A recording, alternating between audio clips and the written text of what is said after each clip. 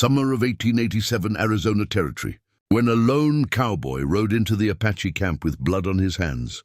The entire tribe surrounded him with weapons drawn, ready to deliver justice for a crime that could never be forgiven. But just as the warriors closed in for the kill, the chief's daughter stepped forward and spoke 4 words that froze every man in place. What could she have possibly said that would spare the life of someone who had taken everything from them? Before we jump back in, tell us where you're tuning in from, and if this story touches you, make sure you're subscribed, because tomorrow I've saved something extra special for you. The desert wind carried dust devils across the cracked earth as Thomas Brennan urged his horse forward, each step bringing him closer to what might be his final destination.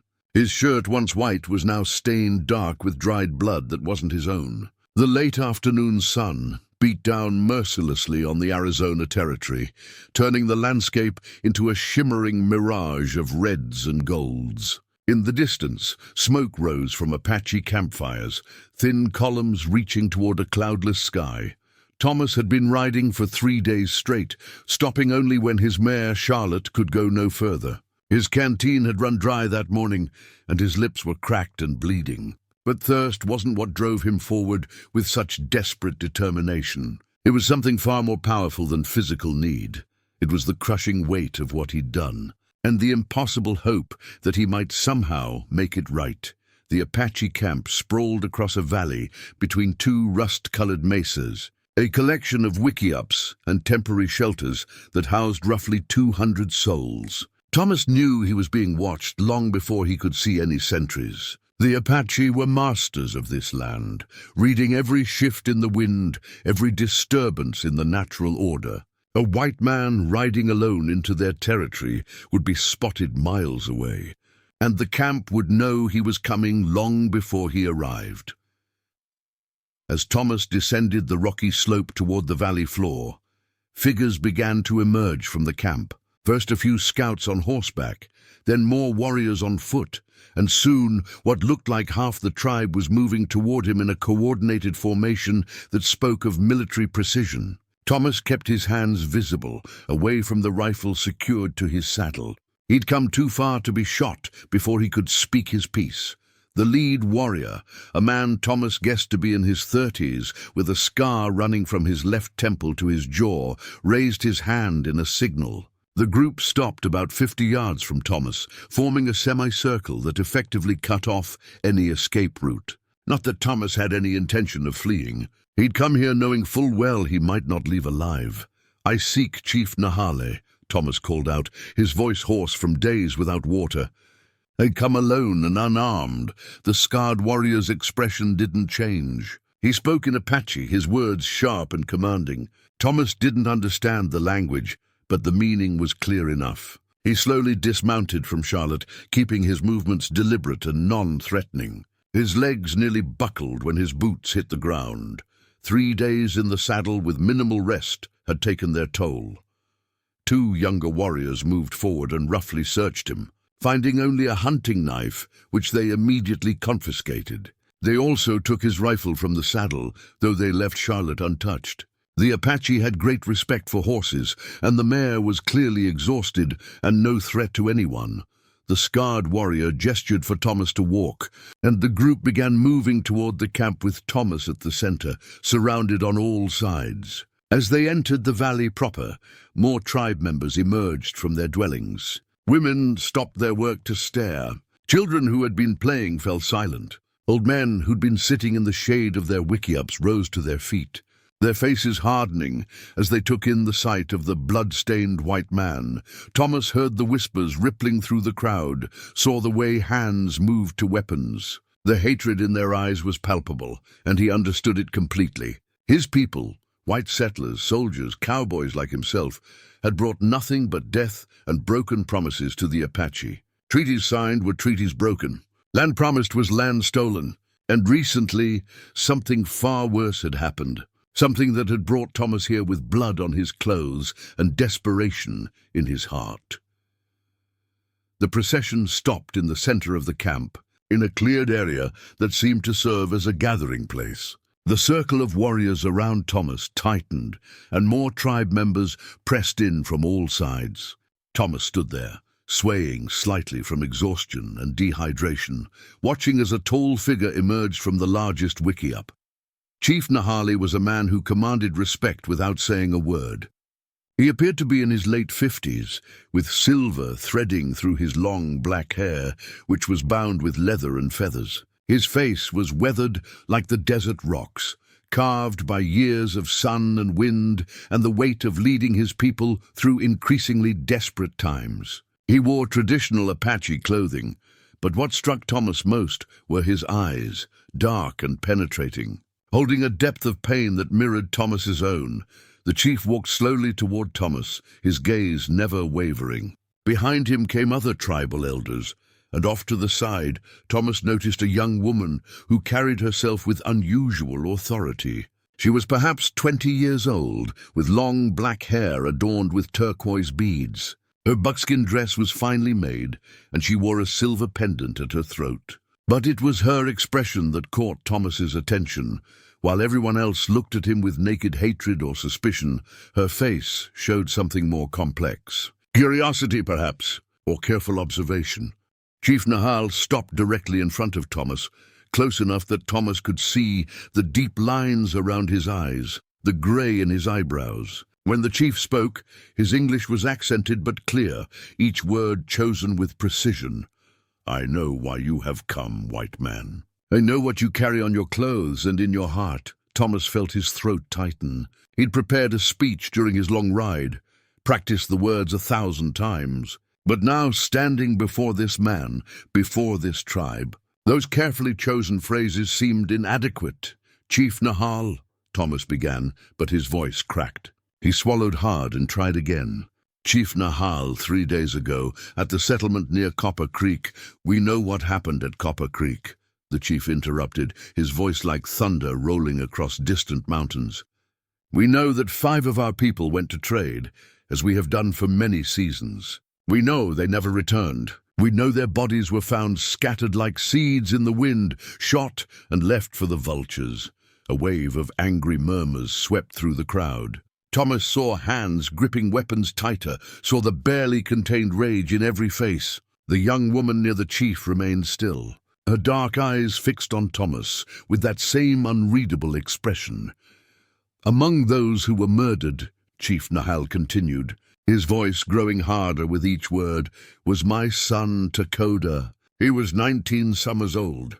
He went to trade the baskets his mother made, to buy supplies we need to survive another winter in this land that grows smaller every year. He carried no weapon.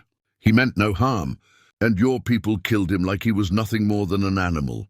Thomas's legs finally gave out, and he dropped to his knees in the dirt. The physical collapse mirrored the breaking inside him, the dam he'd been holding back for 3 days, finally bursting. Tears carved clean tracks through the dust on his face. "I know," he said, his voice barely above a whisper. "I was there." The crowd's murmur turned into shouts. Warriors surged forward, but Chief Nahali raised his hand, holding them back with nothing more than a gesture. The power of his authority was absolute, but Thomas could see how much it cost the chief to maintain control, to not let his own grief and rage consume him. "You were there," the chief repeated slowly. "You witnessed the murder of my son." "I didn't just witness it," Thomas said, forcing himself to look directly into the chief's eyes, to not hide from what he'd done.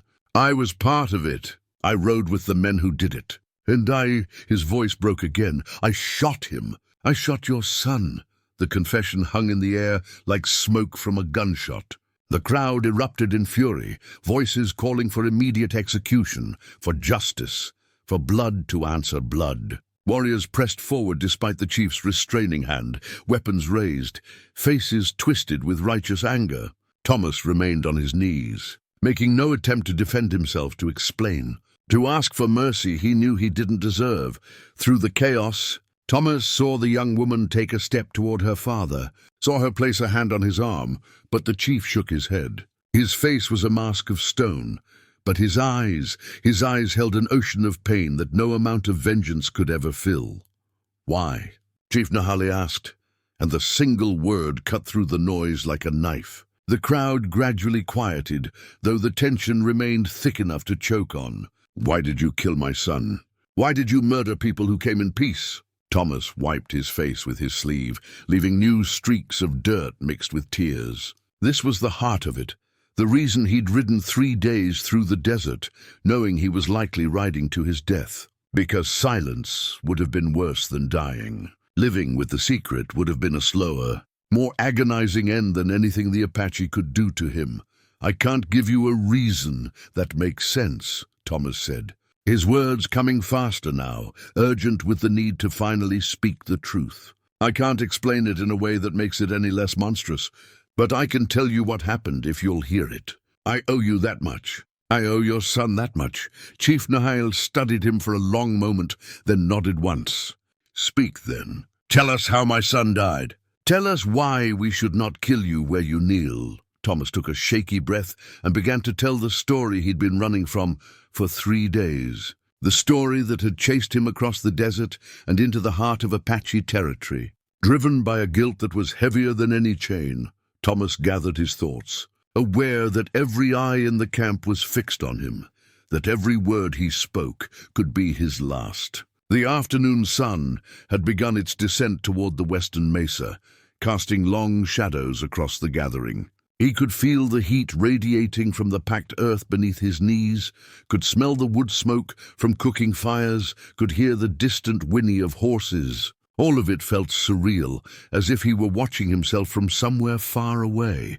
"My name is Thomas Brennan," he began, his voice steadier now despite the trembling in his hands. "I'm 26 years old. I came to Arizona Territory 2 years ago from Missouri, looking for work and a fresh start after my family's farm failed. I hired on as a ranch hand at the Double Creek Ranch, owned by a man named Jacob Sutherland. Preparing and narrating this story took us a lot of time, so if you are enjoying it, subscribe to our channel. It means a lot to us. Now back to the story." Chief Nahali remained motionless, his expression unreadable. The young woman, Thomas assumed she must be the chief's daughter, had moved slightly closer, her intelligent eyes never leaving his face. The scarred warrior who'd intercepted Thomas stood with his hand on his knife, ready to strike at the slightest provocation. "Sutherland's ranch borders the land where your people hunt and gather," Thomas continued. "For the first year I worked there, we had no trouble. Your people kept to themselves, we kept to our cattle and horses. There were even a few times when Apache hunters would trade game for flour or coffee. It wasn't friendly exactly, but it was peaceful." An older woman in the crowd spat on the ground. "Peace with white men is like water in the desert. It disappears as soon as you reach for it." Thomas nodded slowly. "You're right, and what happened proves it. About 6 months ago, Sutherland's attitude started changing. He'd always been a hard man, quick with his fists and generous with his whiskey, but something shifted. He started talking about the Apache constantly, called you savages, said you were stealing his cattle, blamed every missing head of livestock on raids. Were we raiding his cattle?" Chief Nahal asked, his tone neutral. "No," Thomas said firmly. "I kept the books for the ranch. I knew every cow we had, every loss we took. We lost animals to disease, to mountain lions, to simple wandering. But Sutherland needed someone to blame, and you were convenient. He started holding meetings with other ranchers in the area, getting them worked up, talking about taking action." Thomas paused, remembering those nights in the ranch house. The way the conversation would grow louder and uglier with each bottle passed around. He'd stayed quiet during those meetings, told himself it was just talk, that men said things when they were drunk that they didn't mean when sober. He'd been wrong. 3 weeks ago, a rancher named Coleman from up north came through. His spread had actually been hit by raiders, not Apache, but a gang of white outlaws who'd been working their way through the territory. But Coleman didn't care about facts. He was convinced it was Indians, and he got Sutherland and the others all riled up. They started planning what they called a punitive expedition. The scarred warrior stepped forward. "You mean they planned to murder us?" "Yes," Thomas said, meeting the warrior's fierce gaze. "That's exactly what they planned. Sutherland wanted to hit your camp, kill as many as possible, drive you out of the territory permanently. I argued against it. I swear I did. I told them it was wrong, that you hadn't done anything, that it would only lead to more bloodshed. But I was just a hired hand. Nobody listened to a 26-year-old cowboy when ranch owners were talking. Yet you rode with them. The chief's daughter spoke for the first time, her voice clear and precise. If you believed it was wrong, why did you go? It was the question Thomas had been asking himself for 3 days, the question that had tormented him every mile of his journey. He'd come up with a dozen answers, a dozen excuses, but none of them held any weight when spoken aloud. Fear, he said finally. Cowardice, weakness, pick whichever word fits best. Sutherland made it clear that anyone who didn't ride with them was a traitor to white people, probably an Indian lover who couldn't be trusted. He said if I didn't go, I'd run out of the territory, maybe worse. And I told myself that if I went along, maybe I could prevent the worst from happening. Maybe I could talk them down or warn your people or something. But those were just lies I told myself, so I could live with my choice. The sun dipped lower, painting the mesa walls in shades of crimson and gold. Thomas felt the weight of judgment from every direction, but he pressed on, determined to tell it all. The plan was to attack your main camp at dawn 5 days ago. But 2 days before that, some of your people came to Copper Creek to trade. 5 of them, including... Thomas's voice caught, including your son, Chief Nahal. The chief's jaw tightened almost imperceptibly, but otherwise he showed no reaction. His daughter placed her hand on his arm again, a gesture of support and solidarity. Sutherland saw them in town, Thomas continued. He gathered up 8 of us who were loyal to him, ranch hands, a couple of drifters he'd hired specifically for the raid. We'd been drinking at the saloon, and when Sutherland said this was our chance to send a message to show the Apache what happened to Indians who dared walk around white settlements, everyone got excited. The whiskey was talking louder than reason. Thomas's hands were shaking so badly now that he pressed them flat against his thighs. Your people left town heading back toward your territory. We followed them. Sutherland said we'd wait until they were well outside town, where there were no witnesses. We tracked them for about 3 miles until they stopped to water their horses at a creek. The details of what happened next were seared into Thomas's memory with painful clarity. He could see it all again, the way the sunlight had sparkled on the creek water, the way the Apache traders had been laughing about something, completely unaware of the danger behind them, the way Takoda, Chief Nahale's son, had been showing something to one of the older traders, holding up what looked like a finely woven basket. Sutherland gave the signal, Thomas said, his voice dropping to barely above a whisper. We came out of the tree line with our guns drawn. Your people saw us and froze. They weren't armed except for belt knives. They raised their hands, showed they meant no threat. Takoda, your son, he spoke English. He said we are peaceful. We have done no wrong. His voice was calm, trying to diffuse the situation. Thomas could hear that voice even now, hear the steady courage in it, the attempt to reach the humanity in the men pointing guns at him. It made what happened next even more unforgivable. Sutherland laughed, Thomas continued, his throat so tight it hurt to speak. He said, the only good Indian is a dead Indian, like it was a joke, like he was quoting something clever.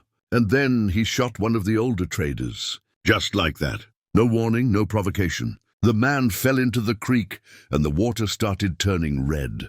A low, grief-stricken moan came from somewhere in the crowd. Thomas couldn't tell who made the sound, but it cut through him like a blade.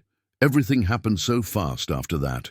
The other men started shooting. Your people tried to run, but we had them surrounded. It was a slaughter, not a fight. They were defenseless. And Thomas had to force the words out, each one like swallowing glass. I panicked. I didn't know what to do. Everyone was shooting, and Sutherland was yelling at me, calling me yellow, demanding I prove I was with them. And your son, Chief Nahale, he was running toward the horses, trying to get away. And Sutherland shoved me forward and handed me his rifle and said, shoot him, or I'll shoot you both.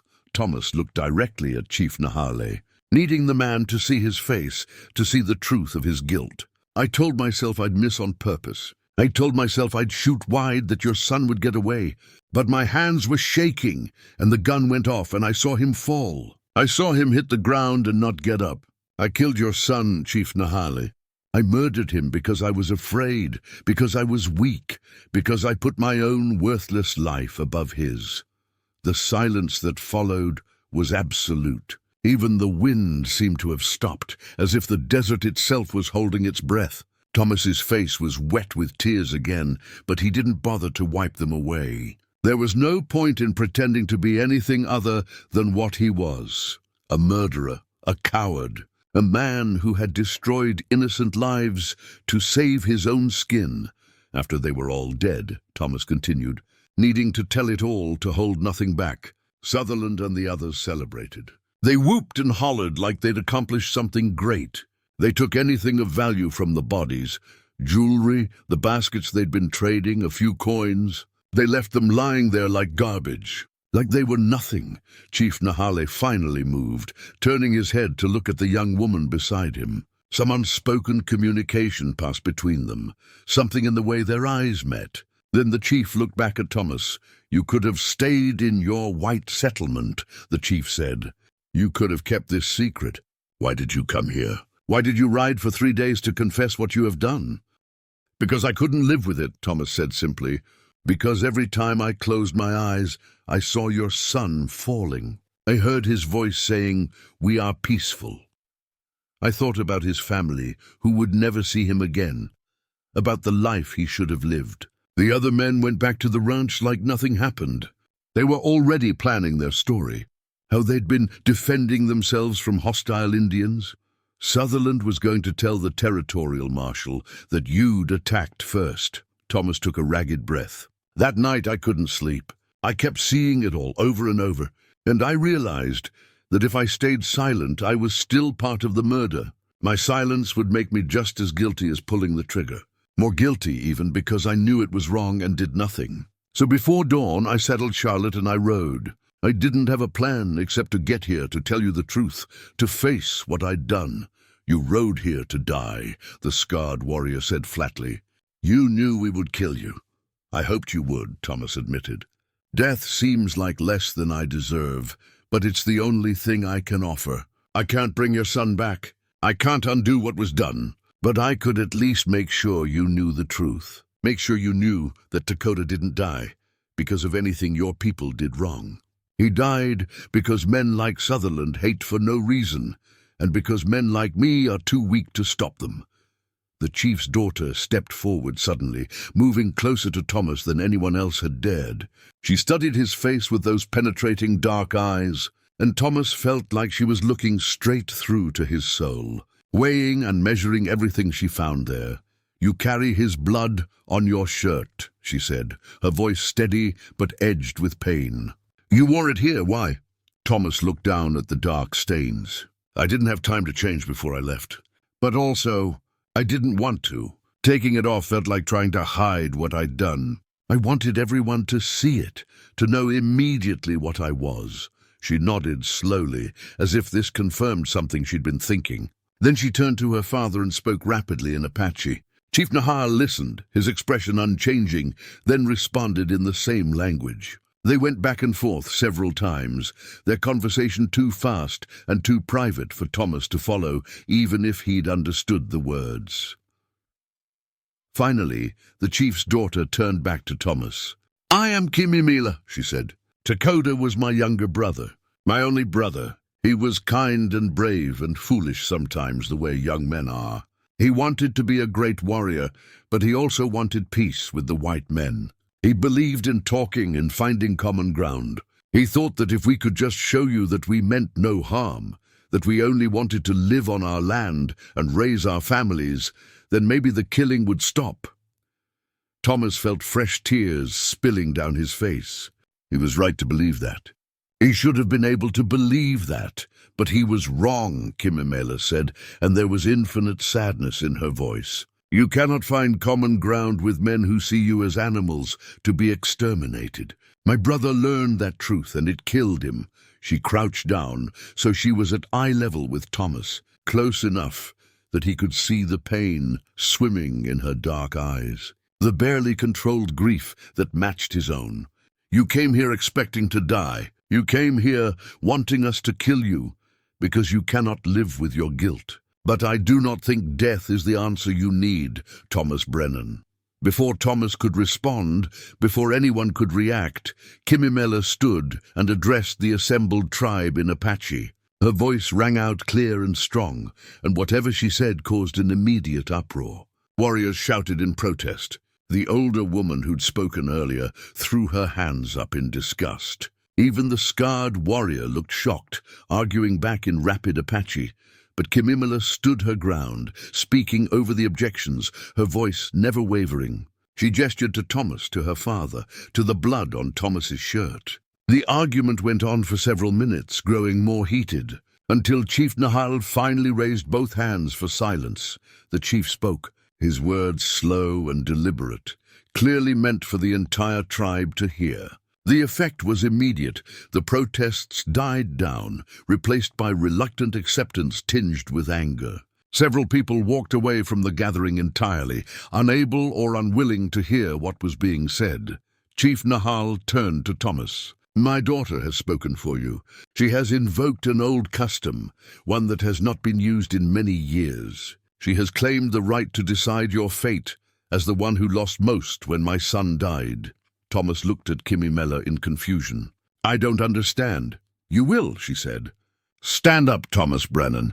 You came here to face justice. Now you will receive it, but not the justice you expected." Thomas struggled to his feet, his legs stiff from kneeling and his body protesting every movement. The crowd had grown larger as word spread through the camp, and now what seemed like the entire tribe had gathered in the central clearing. The sun hung low on the horizon, setting the sky ablaze with oranges and purples that seemed too beautiful for such a dark moment. Kimimela circled around Thomas slowly, her movements deliberate and measured. She wasn't threatening, there was nothing aggressive in her posture, but Thomas felt examined in a way that went beyond physical assessment. It was as if she were trying to see into the very core of who he was, to understand something that even he didn't fully grasp about himself. "My people have a tradition," Kimimela began, speaking loudly enough for everyone to hear. "When someone takes a life, they create a debt. That debt must be repaid, but not always in the way you might think. Our ways are not the white man's ways, where everything is settled with more death, more violence, more blood soaking into the earth."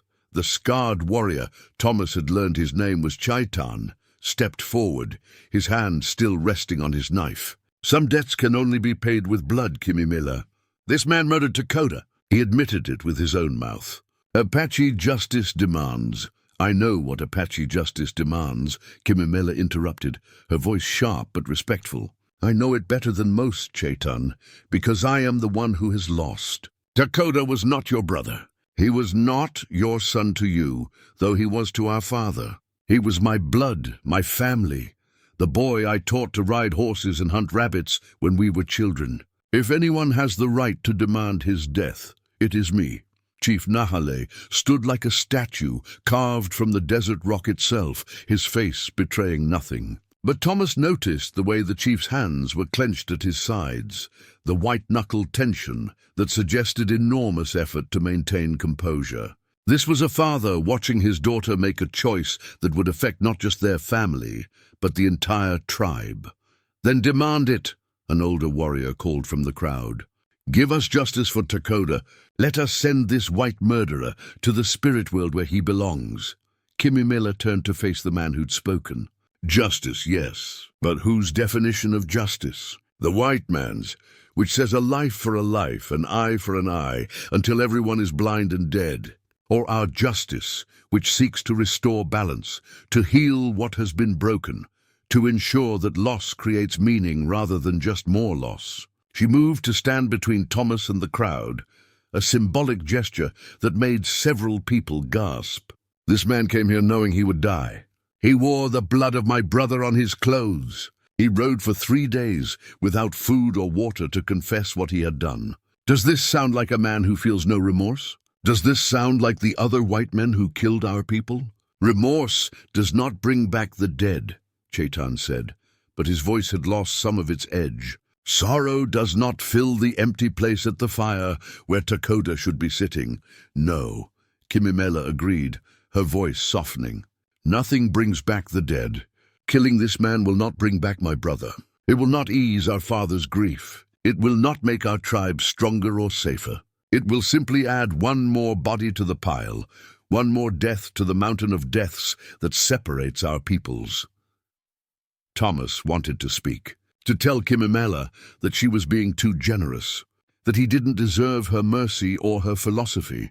But something held him back, the sense that this was not his moment, that whatever was happening here was bigger than just his guilt and his desire for punishment.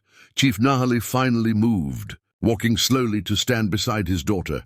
Father and daughter stood together, facing the assembled tribe, united in whatever decision was about to be announced. The chief's voice, when he spoke, carried the weight of decades of leadership, of wisdom earned through suffering. "My daughter speaks with wisdom beyond her years," Chief Nahali said. "She has thought deeply about this, and she has reminded me of truths I had forgotten in my grief. We are Apache. We do not simply kill because we are angry. We do not become the monsters that others believe us to be. We have laws, traditions, ways of handling even the darkest situations." He turned to look at Thomas directly, and the intensity of his gaze made Thomas want to look away. But he forced himself to maintain eye contact, to accept whatever judgment was coming. "Thomas Brennan, you have confessed to killing my son. You have admitted your guilt before all my people. You came here expecting death, perhaps hoping for it, because you cannot live with what you have done. But as my daughter has said, your death serves no purpose. It changes nothing. It restores nothing."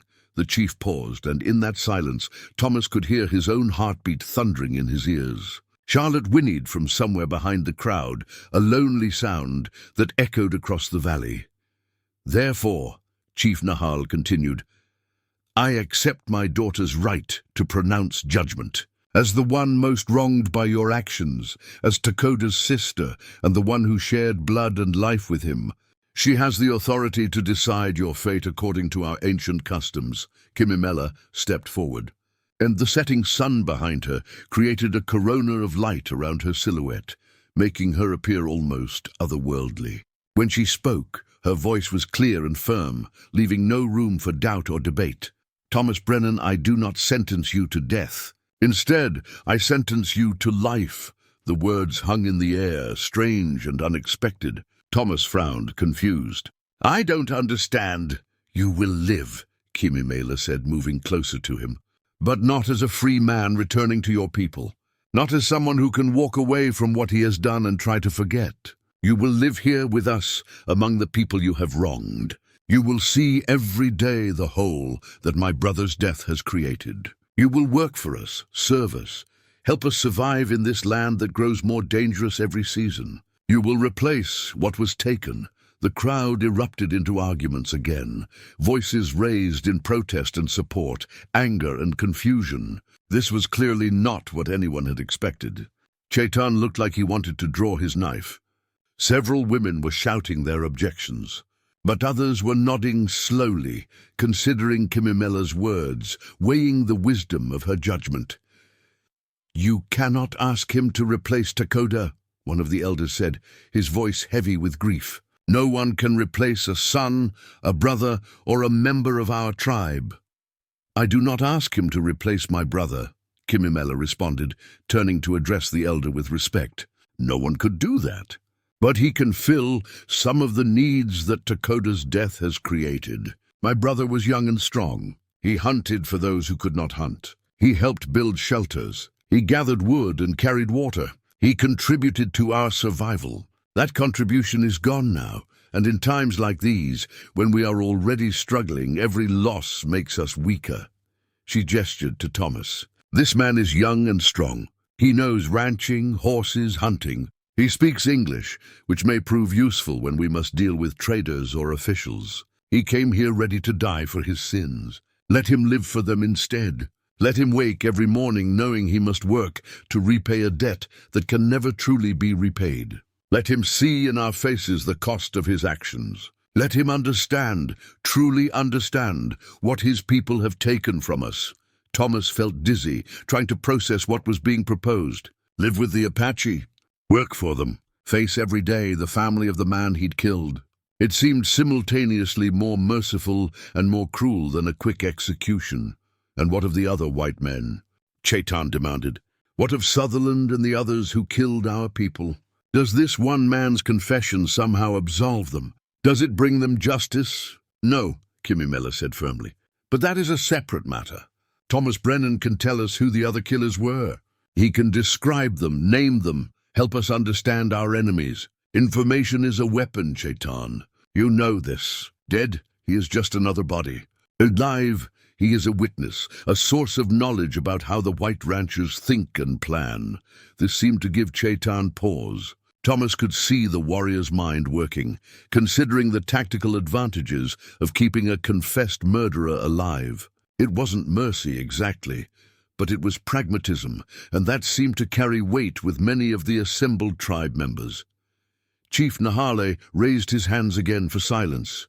My daughter has spoken her judgment. According to our laws, it is her right to do so. But this decision affects all of us. We must decide together whether to accept this path. What followed was an intense debate conducted primarily in Apache, though enough English was mixed in that Thomas could follow the general thrust. Some argued passionately for immediate execution. Justice was justice, and mercy to murderers only invited more murders. Others, particularly some of the older members of the tribe, seemed intrigued by Kimimila's approach, citing examples from Apache history where similar judgments had been made. One old woman, her face like carved mahogany and her white hair bound with beaded leather, stood and spoke at length. Though Thomas couldn't understand most of her words, he could hear the authority in her voice, the way the crowd quieted to listen. When she finished, she pointed at Thomas and said in English, "The girl child sees clearly. Death is easy. Life among enemies is hard. Let him be hard." As the debate continued, Thomas found his eyes drawn back to Kimimela. She stood perfectly still, waiting for her people to decide, confident in her judgment but respectful of the tribal process. There was something remarkable about her poise, her clarity of purpose. She had lost her brother just days ago. The grief must be fresh and raw. Yet here she stood, thinking not just about revenge, but about what would actually serve her people best. The sun had set completely now, and fires were being lit around the gathering area, casting dancing shadows across faces twisted with emotion and uncertainty. Thomas realized he was holding his breath, waiting for a verdict that would determine whether he lived or died, whether he faced the bullet he'd been expecting or something far more complicated. Finally, after what felt like hours but was probably less than one, Chief Nahal stepped forward. The fires illuminated his face from below, making him appear ancient and timeless, like a spirit of the desert itself. "We have heard many voices," the chief said. "We have heard wisdom and anger, mercy and justice, pragmatism and tradition. These are not easy questions, and there are no perfect answers. But I am chief, and the final word falls to me." He looked at Thomas, then at his daughter, then back at the assembled tribe. "I accept Kimimela's judgment. Thomas Brennan will live, but he will live as one who has forfeited his freedom. He will remain with our tribe under constant watch, working to repay the debt he owes. He will not be one of us. He has not earned that and may never earn it. But he will not be killed today." The chief's voice grew harder, sharper. "However, understand this, white man. You live only because my daughter has spoken for you. You live only because she believes your remorse is genuine and your presence may serve our people. But if you prove false, if you betray this mercy, if you show yourself to be a threat or a spy for your people, your death will not be quick or kind. We will remember what you did to Takoda, and we will visit upon you all the pain that you have caused. Do you understand?" "Yes," Thomas whispered, then louder. "Yes, Chief Nahale." "I understand. Do you accept this judgment?" Kimimela asked. "Life among us, serving us, knowing that you can never truly repay what you owe. This is not an easier path than death, Thomas Brennan. Many mornings you may wish you had died today. Do you still accept? Thomas looked around at the faces in the firelight, faces filled with anger and grief and suspicion. He thought about what this life would mean, waking every day to hostile stares, working under constant guard, living with people who had every reason to hate him, facing Kimimela and knowing he'd killed her brother. Seeing Chief Nahal and carrying the weight of having murdered his son, it would be easier to die. Quicker, cleaner, simpler. But Kimimela was right. Death was the coward's way out. Death was what he wanted, which meant it probably wasn't what he deserved. I accept, Thomas said. I will live. I will work. I will try to... He paused, searching for the right words. I will try to earn the mercy you've shown me, even though I know I never truly can. Kimimela nodded once, sharp and final. Then she spoke 4 words that Thomas knew he would hear in his dreams for years to come. 4 words that were both a sentence and a strange kind of salvation. Then you are bound. The crowd slowly began to disperse, people returning to their wiki-ups and cooking fires, though many cast backward glances at Thomas, their expressions ranging from disgust to curiosity. Chaitan approached, his hand no longer on his knife, but his posture still radiating hostility. I will be watching you, white man, Chaitan said, every moment of every day. And the instant you give me reason, the instant you show yourself to be the enemy I believe you are, I will end you myself. Kimimela's mercy will not save you then, I understand, Thomas said quietly. He didn't blame Chaitan. If their positions were reversed, he'd feel exactly the same way. As Chaitan walked away, Chief Nahali approached. Up close, in the firelight, Thomas could see the depth of exhaustion in the chief's face, the weight of leadership and loss that bent even his strong shoulders. My daughter believes in redemption, the chief said quietly, speaking so only Thomas could hear. She believes that people can change, that mercy can transform even the darkest heart. I pray she's right because I have just allowed my son's killer to live among us. If you make me regret this decision, Thomas Brennan, there will be nowhere in this world you can hide from my vengeance. I know, Thomas said. And for what little it's worth, Chief Nahali, I'm sorry. I'm so terribly sorry for what I took from you, from all of you. The chief studied him for a long moment. Sorry does not bring back the dead. But perhaps if you truly mean it, sorry can prevent more deaths. Perhaps that is what my daughter sees. Time will tell. Chief Nahal walked away, leaving Thomas standing alone in the center of the camp, surrounded by people who hated him, bound to a life he hadn't expected, carrying a burden he could never fully shed. In the distance, Charlotte whinnied again, and Thomas wondered if his horse understood that neither of them would be going home. Kimimela appeared beside him, moving so quietly he hadn't heard her approach. She gestured toward a small wiki-up at the edge of the camp. That will be yours. You will sleep there guarded. Tomorrow your work begins. Someone will bring you food and water tonight. Eat, rest if you can. The days ahead will be harder than anything you have known, Kimimela, Thomas said as she turned to leave. She paused, looking back at him. Why? Why did you spare me? I killed your brother. You had every right to demand my death. Why show mercy? She was quiet for a moment, and in the firelight, Thomas could see tears glittering in her eyes, the first emotion she'd allowed herself to show since this all began. Because Takoda believed in peace, she said softly. He believed that understanding between our peoples was possible. That belief got him killed. But if I kill you for killing him, then I prove that his belief was foolish, that violence is all we have left. I spare you not because you deserve it, but because my brother deserved to be right about the world. I spare you because maybe, just maybe, you can become the proof that he wasn't wrong to believe in something better. She walked away before Thomas could respond, leaving him alone with the weight of her words, the magnitude of her faith, and the crushing responsibility of living up to an ideal he wasn't sure he could ever reach.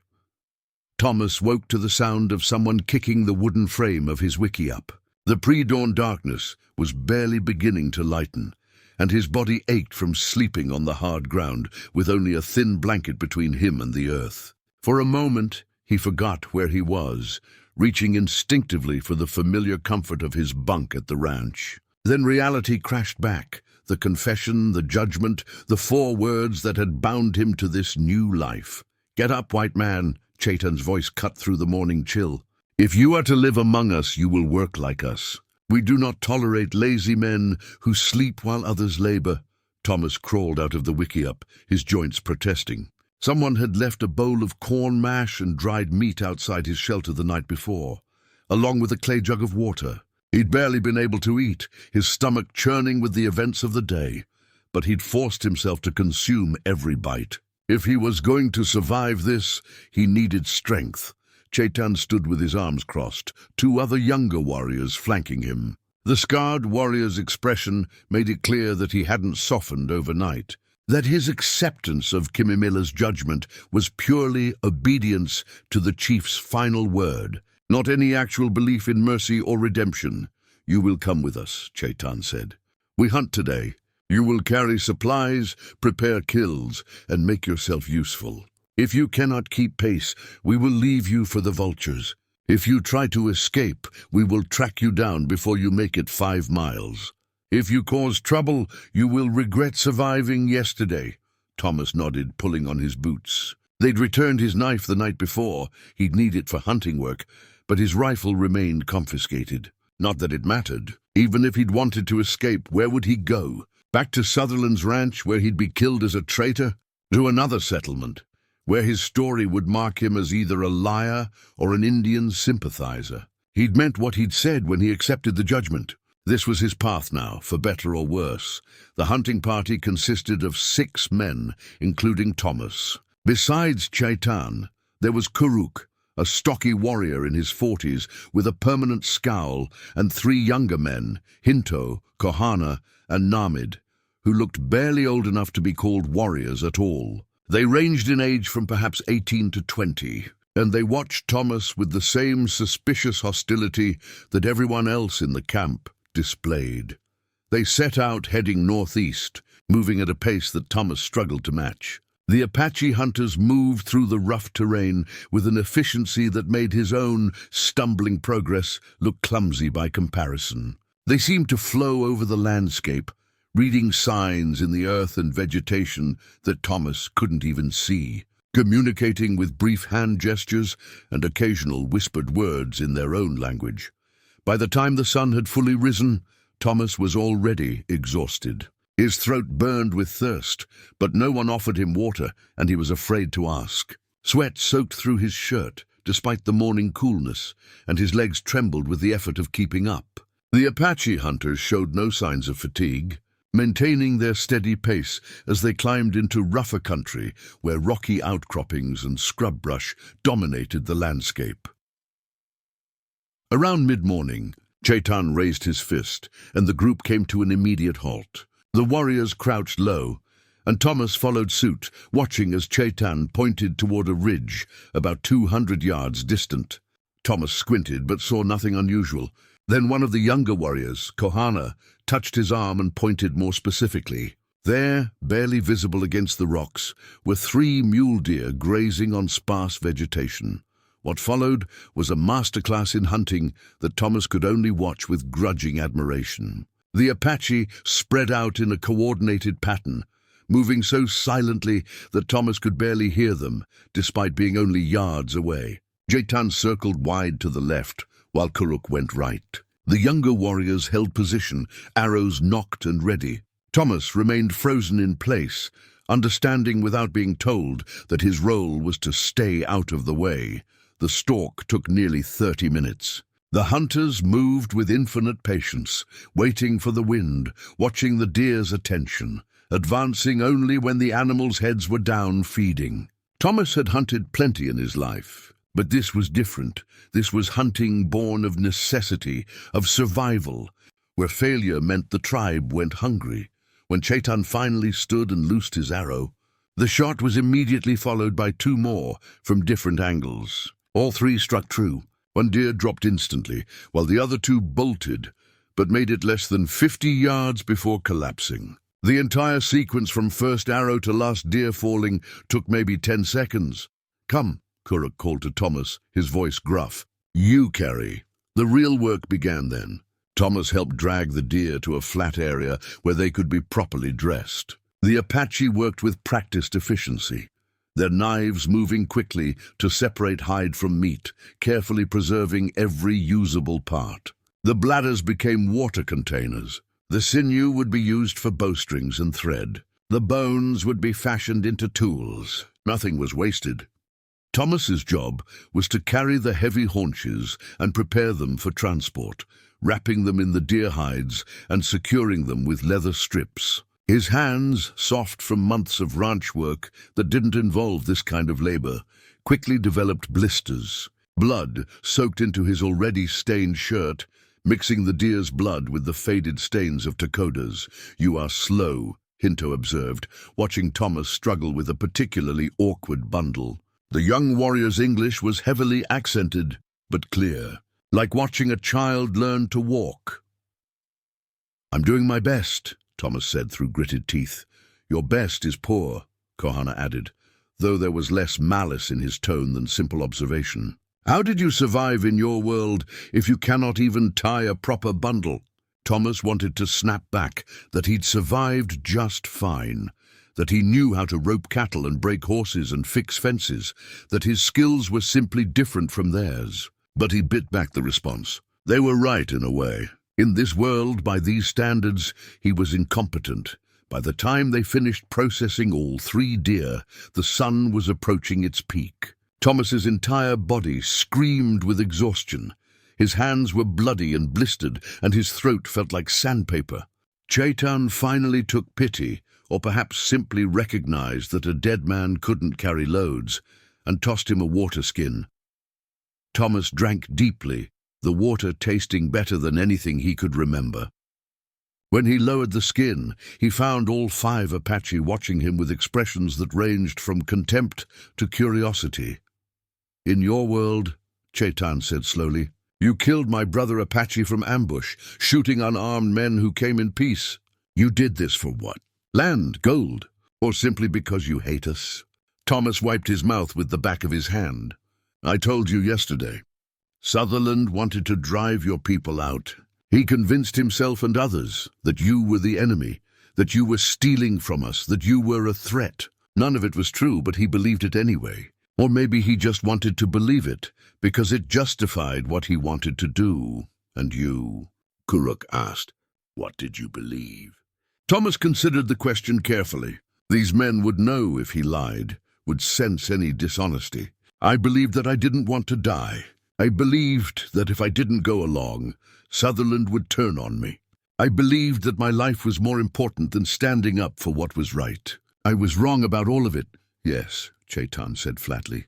"You were wrong, and my brother is dead because of your cowardice." There was nothing Thomas could say to that. It was simply true. He bent to lift one of the bundles, grunting with the effort of hoisting the heavy load onto his shoulders. The weight nearly drove him to his knees, but he managed to stay upright, settling the bundle as best he could. Namid, the quietest of the young warriors, had been watching Thomas closely. Now he stepped forward and adjusted the bundle on Thomas's shoulders, shifting the weight distribution in a way that made it slightly more bearable. It wasn't kindness exactly, more like the practical adjustment you'd make to a pack animal, so it could work more efficiently. But Thomas was grateful nonetheless. The return journey was brutal. The deer meat was heavy, the sun was merciless, and Thomas's exhausted body protested every step. Several times he stumbled and nearly fell. Once he actually did fall, landing hard on his knees and dropping his bundle. The Apache warriors stood and watched as he struggled back to his feet and reloaded the meat onto his shoulders. No one helped. No one needed to say that this was part of the test, part of understanding what his new life would be. When they finally came within sight of the camp, Thomas was operating on pure stubbornness. His vision had narrowed to a tunnel focused on putting one foot in front of the other. Sweat poured down his face and back. His shoulders felt like they were on fire where the bundle's weight dug into them. His legs shook with each step, A group of women and children came out to meet the hunting party, excited at the sight of fresh meat. They chatted in Apache, praising the hunters, already planning how to preserve and distribute the food. When they saw Thomas, the talking stopped. The women's faces hardened. An older woman actually spat on the ground as he passed. Thomas followed Chetan to a work area near the center of camp, where the meat would be further processed. He gratefully dropped his bundle, his shoulders screaming with relief. Every muscle in his body felt like water. He wanted nothing more than to collapse right there in the dirt. "No rest yet," Chetan said. "Meat must be prepared before it spoils. You will help." What followed were hours of cutting, stripping, and hanging meat. The Apache women worked alongside the hunters, their knives flashing as they created thin strips for drying, separated choice cuts for immediate cooking, and rendered fat for various uses. Thomas worked under the supervision of an older woman named Magaskawi, who communicated primarily through sharp gestures and sharper glances when he did something wrong. The work was mind-numbing and physically demanding, requiring constant attention despite his exhaustion. More than once, Magaskawi had to correct his technique, showing him with exaggerated patience how to cut with the grain, how to trim away sinew, how to hang the strips so they'd dry properly. She never spoke to him directly in English, though he suspected she understood it. Her silence felt more damning than any verbal abuse could have been. As Thomas worked, he became aware of being watched. Not just by the women working nearby. Everyone in the camp seemed to find excuses to walk past the work area, to observe the white man who'd killed one of their own and now labored among them. Children stared with open curiosity until their mothers pulled them away. Warriors stood at a distance, arms crossed, expressions unreadable. And throughout it all, he felt Kimimela's presence. She didn't approach, didn't speak to him, but several times Thomas caught sight of her moving through the camp, going about her own work while keeping him in her peripheral vision. He wondered what she was thinking, whether she regretted her decision to spare him, whether she was having second thoughts about her bold stand before the tribe. The sun was setting by the time Magaskawi finally made a dismissive gesture that Thomas understood meant he was done for the day. He'd been working for nearly 14 hours straight, with only brief breaks for water. Every part of his body hurt in ways he hadn't known were possible. His hands were so blistered and bloody that he could barely make a fist. His back felt like someone had driven nails into his spine. His legs barely supported his weight. He stumbled toward his wickiup, desperate for rest, but Chetan intercepted him. "Not yet," the warrior said. "You must eat with the tribe. Kimimela's decision made you part of our camp. You will observe our ways." Thomas wanted to argue, to beg for just a few hours of sleep, but he recognized that this too was part of the test. He followed Chetan to where a large fire had been built, and the tribe was gathering for the evening meal. The meat they'd brought in that day was being cooked, filling the air with a smell that made Thomas's empty stomach. Clenched with hunger despite his exhaustion, the tribe arranged themselves around the fire in what was clearly an established pattern. Elders closer to the flames, families grouped together, young warriors in their own section. Thomas was directed to sit slightly apart from everyone else, close enough to be part of the gathering, but separate enough that his presence didn't contaminate the communal space. Chief Nahali appeared, and the casual conversation quieted. The chief said something in Apache, his words slow and formal, and the tribe responded with what sounded like agreement or affirmation. Then the food began to be distributed, passed from hand to hand in a carefully orchestrated sharing that ensured everyone received their portion. When a wooden bowl finally reached Thomas, he noticed it contained less than what others had received. Not drastically less, but noticeably so. Another reminder of his status, another small demonstration that he was here on sufferance, not as an equal. He accepted the bowl without comment and ate slowly, savoring every bite despite his hunger. The meat was good, seasoned with herbs he didn't recognize, cooked perfectly over the open fire. As the tribe ate, stories began to be told. Thomas couldn't understand most of them, but he could hear the rhythms of the storytelling, the way certain phrases prompted laughter or solemn nods, the way the narrative passed from one speaker to another like a shared treasure. This was more than just a meal. It was a ritual, a reinforcement of community bonds, a way of keeping culture alive through the sharing of words and food and fire. Thomas found himself thinking about Dakota. The young man should have been here, sitting with the other young warriors, eating the meat from this hunt, participating in these stories. Instead, there was an empty space, a hole in the fabric of the tribe that Thomas had created.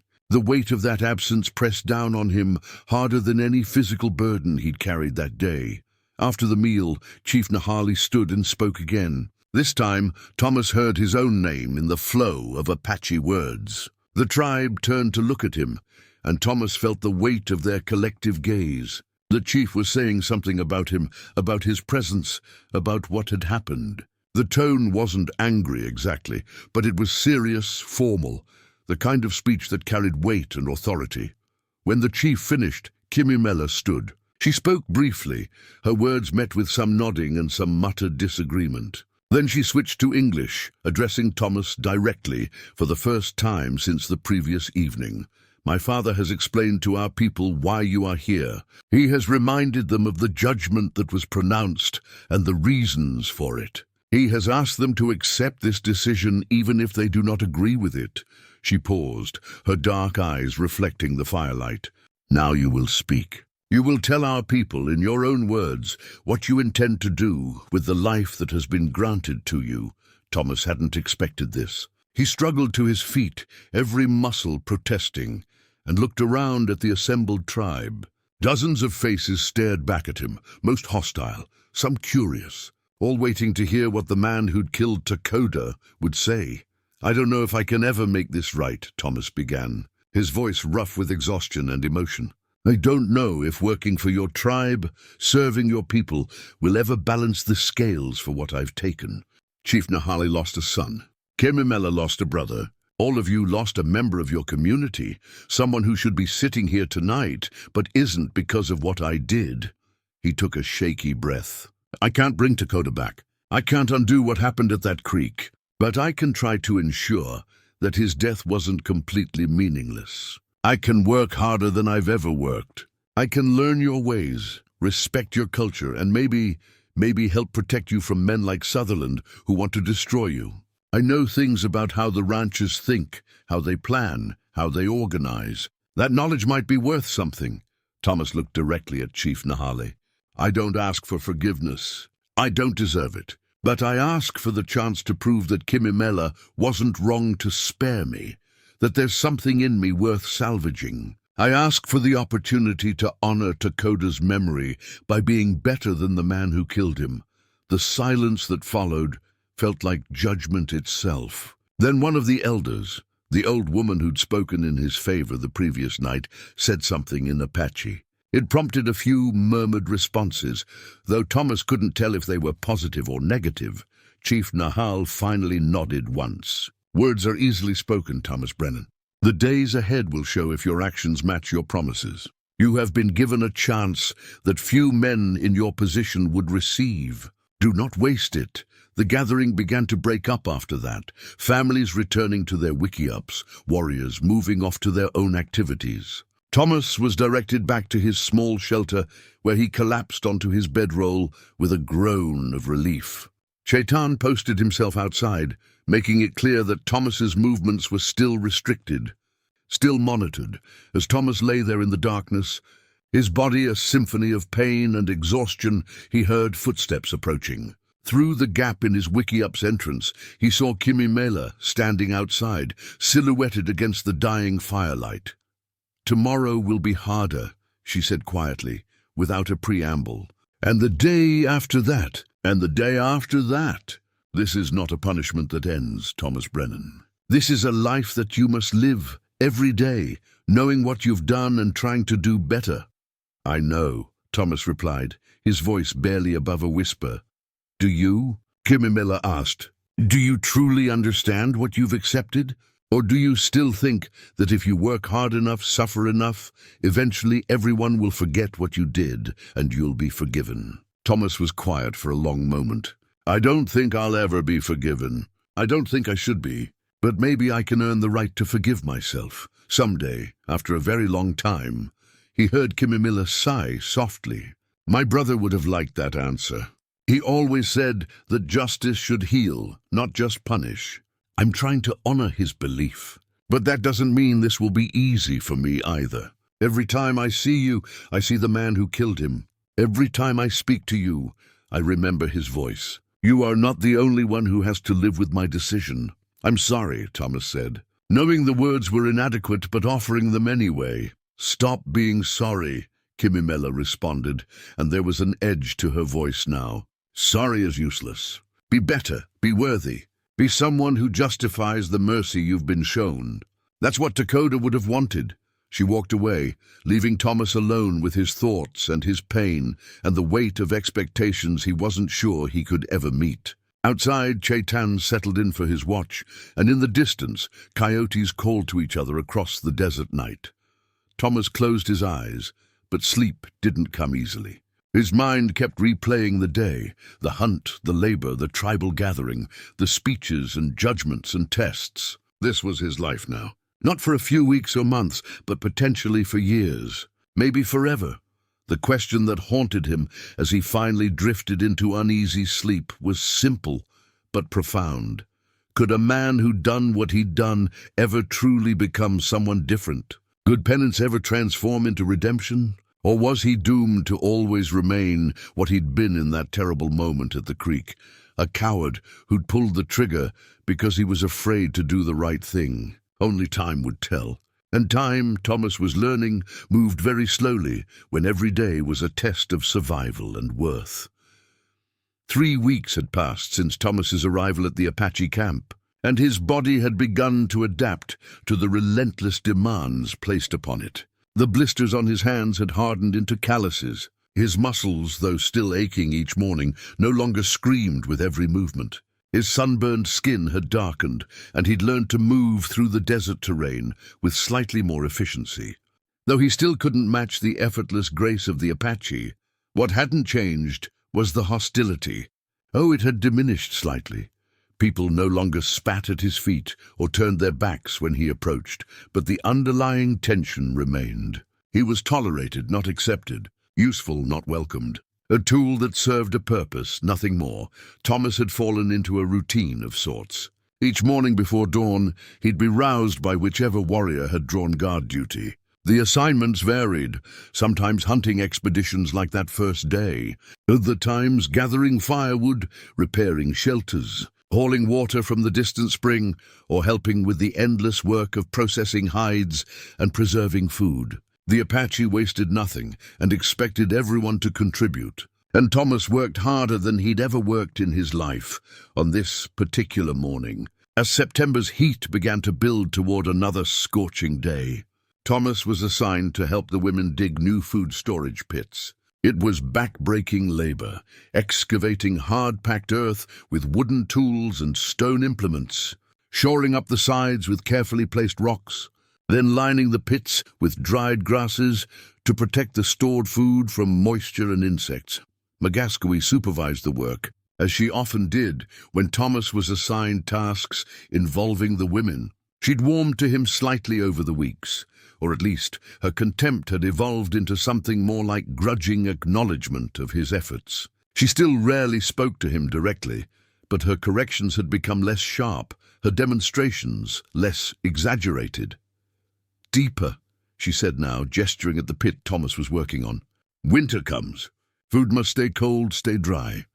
Thomas nodded and resumed digging, the wooden spade feeling awkward in his hands. 2 younger women worked on an adjacent pit, chattering to each other in Apache and occasionally glancing his way. One of them, Huyana he'd learned her name was, had lost her husband in a skirmish with soldiers 2 years prior.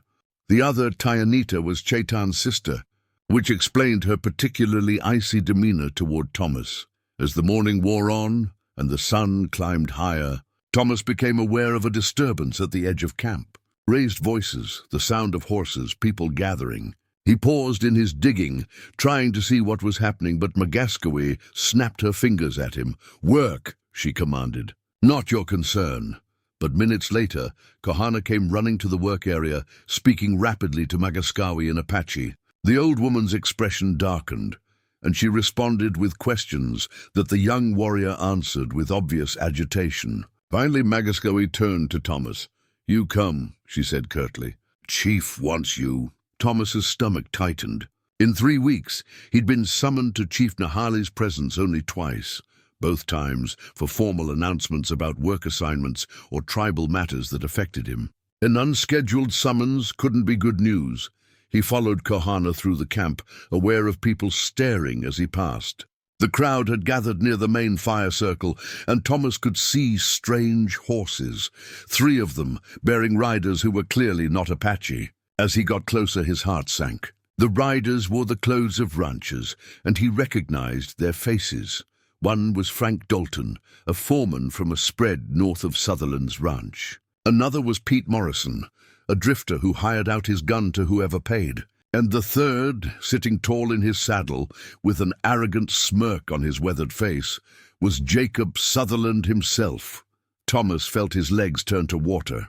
Of all the scenarios he'd imagined, all the difficulties he'd prepared himself for, facing Sutherland here, now, in front of the entire tribe, hadn't been among them. The rancher's eyes found Thomas in the crowd, and his smirk widened into something cruel. "Well, well," Sutherland called out, his voice carrying across the assembled Apache. "If it isn't my former ranch hand, Thomas Brennan, looks like you've gone native, boy. Got yourself a new family?" Chief Nahal stood facing the mounted men, his posture radiating controlled anger. Chaitan and several other warriors flanked the chief, hands resting casually but deliberately near their weapons. Kimimela stood beside her father, her face a mask of cold composure, but Thomas could see the tension in her shoulders. "You come to our land uninvited," Chief Nahali said, his voice level but hard. "You bring guns and threats. State your business and leave." Sutherland laughed, a sound without genuine humor. "My business? Well, Chief, my business is recovering stolen property. See, about 3 weeks back, one of my men disappeared. Rode off in the night with one of my horses. I've been tracking him, and wouldn't you know it? The trail led right here to your little camp. I'm not your property." "Sutherland," Thomas said, stepping forward despite Kahana's restraining hand on his arm. "I left of my own choice. Did you now?" Sutherland's hand moved to rest on his rifle. "See, the way I figure it, you stole that horse. That's a hanging offense in these parts. And you abandoned your employment, which means you still owe me for wages advanced. Plus there's the matter of you being a traitor, running off to live with the Indians after what happened at Copper Creek." The implicit threat hung in the air. Sutherland was daring Thomas to speak about that day, to confirm in front of witnesses what had really happened. If Thomas stayed silent, he was complicit in the lie. If he spoke up, he'd be painting a target on his back and potentially on the entire tribe. "The white man stays with us by his choice," Chief Nahal interjected. "He has committed no crime against you by leaving your employment. As for the horse, she is here and unharmed. You may take her and go." "Oh, it's not that simple, Chief," Sutherland said, his tone turning harder. "You see, I've been hearing some troubling rumors. Stories about how Brennan here came riding into your camp covered in blood, how he confessed to killing some of your people.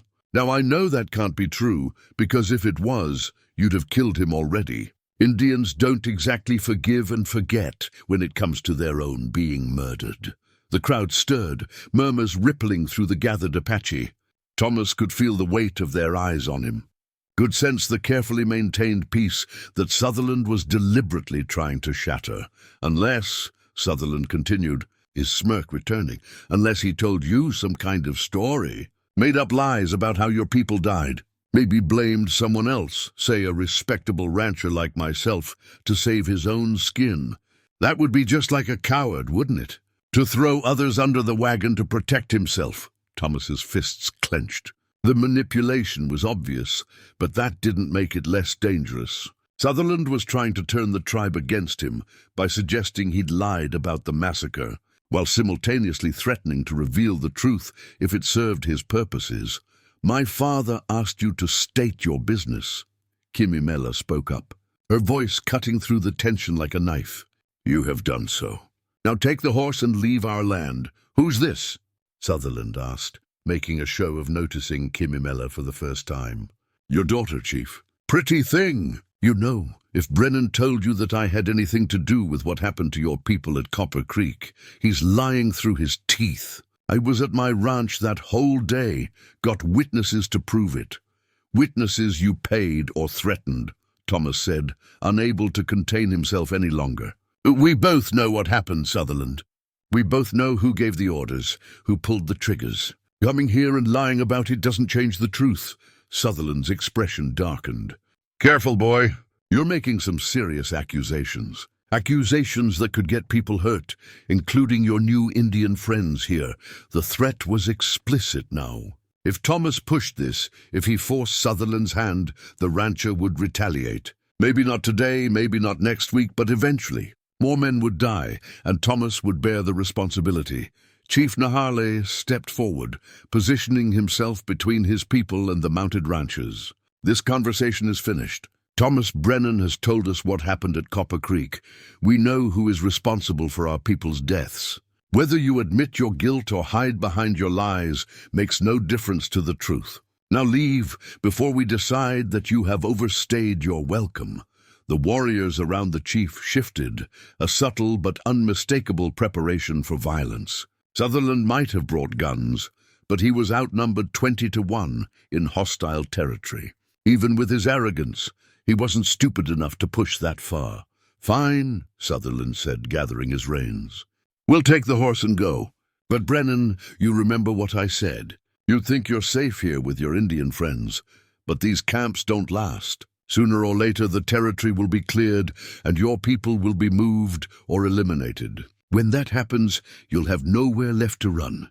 He wheeled his horse around, Morrison and Dalton following suit. As they rode toward where Charlotte was staked with the other horses, Thomas felt a hollow ache in his chest. He'd barely thought about his mare in the past weeks, focused as he'd been on simple survival.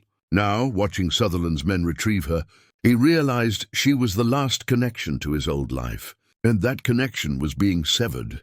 Charlotte whinnied as Dalton took her lead rope, tossing her head in distress. She recognized Thomas in the crowd and tried to move toward him, but Dalton jerked the rope hard, forcing her to follow. The casual cruelty of it made Thomas's jaw clench, but there was nothing he could do. Charlotte wasn't his horse anymore. Nothing from his old life was his anymore. The three ranchers rode out of camp, and the moment they disappeared from view, the crowd erupted in angry conversation. People were shouting questions at Chief Nahal, demanding to know what the white men wanted, whether more trouble was coming. The chief raised his hands for quiet, but got only partial compliance.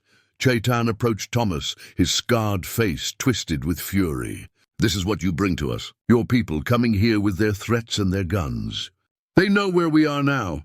They know you are here. You have made us targets." "I didn't invite them," Thomas protested. "I didn't want—" "What you want is irrelevant," Chaitan interrupted. "What matters is what happens. And what happens is that white men now know our location, know our numbers, know that we harbor one of their own. Gimimela's mercy may have just doomed us all." Before Thomas could respond, Chief Nahal's voice cut through the chaos. "Enough. We will discuss this properly, not in anger and fear. Council will meet when the sun reaches its peak. Until then, everyone returns to their work.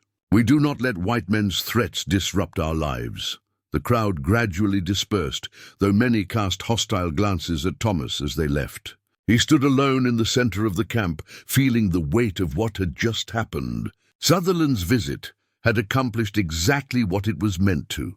It had reminded the tribe that Thomas was an outsider, that his presence brought danger, that mercy might carry an unacceptable price. "Come with me," Kimimela said quietly, appearing at his elbow. Her tone wasn't warm, but it wasn't hostile either, just weary, as if she'd been expecting something like this and was tired of having her fears confirmed. Thomas followed her away from the main camp, up a rocky path that led to a small overlook. From here, you could see the entire valley.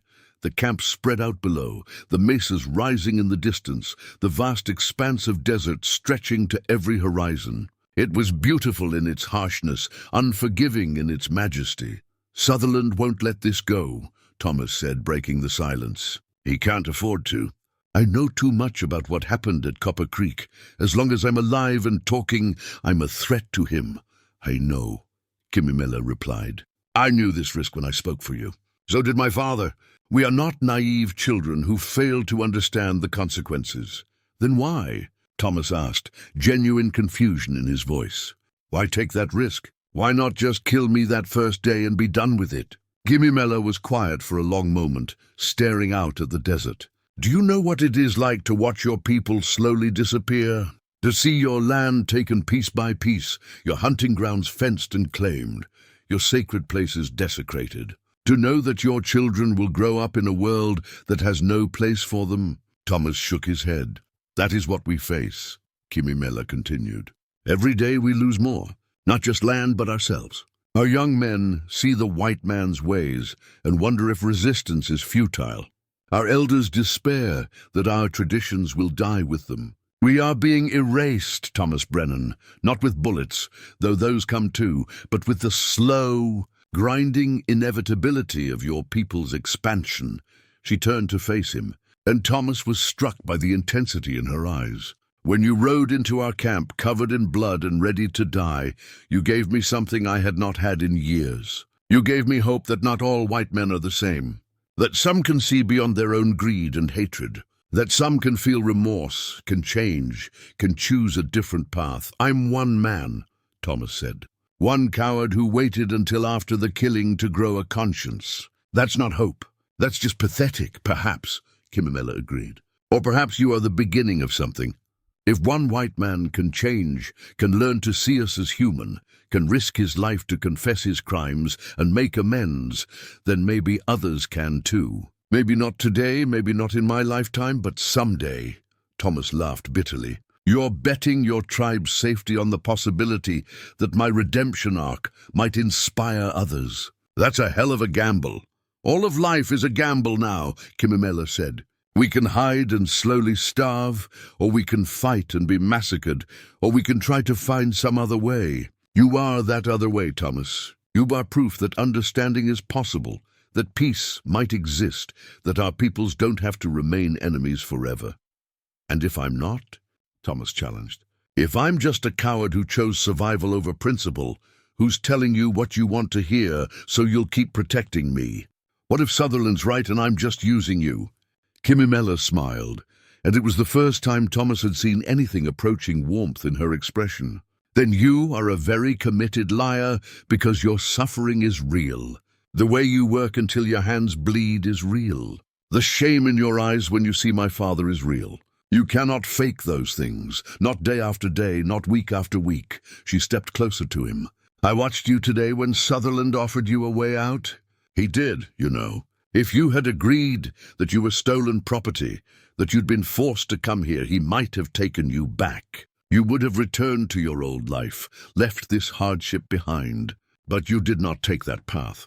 You stood there and accused him, knowing it would make him your enemy forever. That is not the action of a man who is pretending." Thomas hadn't thought about it that way. He'd just reacted, unable to stomach Sutherland's lies and manipulation. But Kimimela was right. He'd chosen the harder path again, chosen truth over safety, chosen to stand with the Apache even when it cost him his last connection to his former life. "What happens at the council meeting?" Thomas asked. "Some will argue for sending you away," Kimimela said honestly.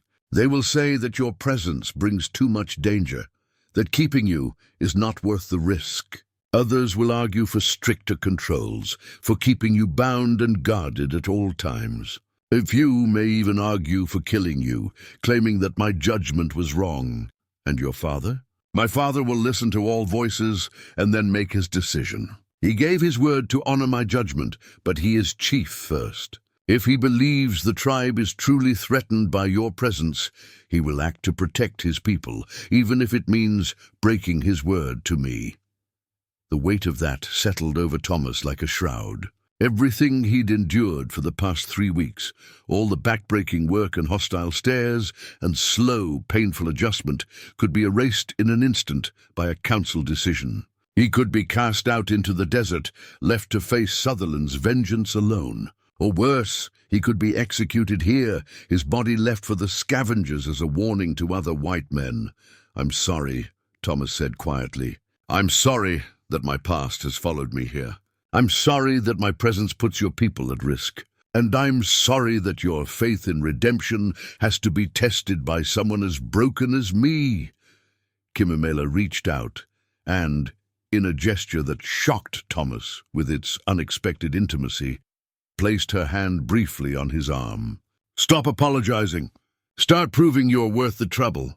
That is what my brother would have wanted. That is what I want." She withdrew her hand and started back down the path toward camp. "The council meets at midday. You will be called to speak. Tell them the truth, not what you think they want to hear, but the truth. They will know the difference." Thomas watched her descend, then turned back to the desert vista. Somewhere out there, Sutherland was riding back to his ranch, already planning his next move. Somewhere out there, other ranchers were gathering. Soldiers were patrolling, and the machinery of territorial expansion was grinding forward, indifferent to the lives it crushed beneath its wheels. And here, in this small Apache camp, clinging to existence in an increasingly hostile world, Thomas Brennan, murderer, coward, and accidental symbol of possibility, would stand before a council and argue for the right to continue trying to become something better than he'd been. The sun climbed higher, and Thomas made his way back down to camp. He had work to finish before the council meeting. Those storage pits wouldn't dig themselves, and if this was to be his last day among the Apache, he'd make sure it was a day of honest labor. That much at least he could control. As he picked up his wooden spade and resumed digging, Magaskawi watched him for a moment, then said something in Apache that Thomas didn't understand. But Tayanita, working nearby, translated with obvious reluctance. "She says you dig like a white man, wasteful and clumsy. But you dig with a white man's stubbornness too. That might be worth something." It wasn't much of a compliment, but Thomas would take it. In a world where he was judged every moment of every day, where one misstep could be fatal, and every action carried enormous weight, even the smallest acknowledgement of his efforts felt like a victory. The sun continued its arc across the sky, and Thomas continued digging, his mind already preparing for the council meeting that would determine his fate. Whatever happened, he'd face it the same way he'd faced everything since riding into this camp 3 weeks ago, with honesty, with acceptance, and with the faint, desperate hope that redemption was possible even for someone who'd done the unforgivable. The council gathering took place in Chief Nahal's large wickiup, one of the few structures in camp spacious enough to accommodate the tribal elders and senior warriors. Thomas waited outside under guard, listening to the muffled voices within, unable to distinguish individual words, but able to hear the rising and falling tones of heated debate. The sun beat down mercilessly, and sweat trickled down his back as he stood there, knowing his entire future hung on the outcome of this discussion.